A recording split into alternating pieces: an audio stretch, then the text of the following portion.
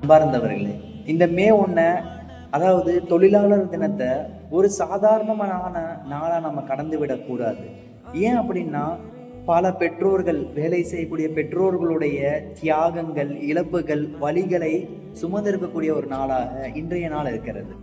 நம்ம வீட்ல இருக்கக்கூடியவங்க என்ன வேலை செஞ்சாலும், ஒரு ஆட்டோ ஓட்டக்கூடியவர்களா இருக்காங்க அப்படின்னாலும், இல்ல கூலி தொழில் செய்யக்கூடியவர்களா இருக்காங்க அப்படின்னாலும், நமக்காக அவங்க கஷ்டப்படுறாங்க. ஒரு கிஃப்ட்டை இந்த நாள்ல அவங்களுக்காக வாங்கி கொடுக்கலாம். இல்ல ஒரு வாழ்த்த நம்ம சொல்லலாம். நம்ம சொல்லக்கூடிய ஒரு சின்ன வாழ்த்து அவர்களுக்கு ஒரு மிகச்சிறந்த உத்வேகத்தை தருவதற்கு வாய்ப்பாக அமையும்.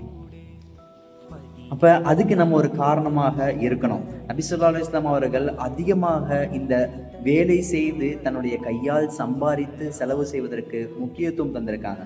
ஒரு நாள் ஒரு மனிதர் நபி ஸல்லல்லாஹு அலைஹி வஸல்லம் அவர்கிட்ட வந்து தானம் கேட்குறாங்க, எனக்கு ஏதாவது தாங்க அப்படின்னு கேட்கும்போது, அந்த மனிதர்கிட்ட இருந்த விஷயங்களை வச்சு, பொருட்களை வச்சு நபி ஸல்லல்லாஹு அலைஹி வஸல்லம் அவர்கள் அதை விற்று அவர்களுக்கு ஒரு கோடாரி வாங்கி கொடுத்து, போய் மரத்தை வெட்டு சம்பாரிச்சுக்கோங்க, சம்பாரிச்சு உங்களுக்கு நீங்களே செலவு செய்யுங்க அப்படின்னு ஒரு மிகச்சிறந்த முன்மாதிரியை நமக்கு தந்திருக்காங்க. அப்ப இதுல இருந்து யார்கிட்டையும் கையேந்தாதீங்க, நீங்க வேலை செஞ்சு நீங்க மற்றவங்களுக்கு கொடுங்க அப்படிங்கிற ஒரு பண்பை நபிகளார் நமக்கு படிப்பிச்சு தந்திருக்காங்க, சொல்லி தந்திருக்காங்க.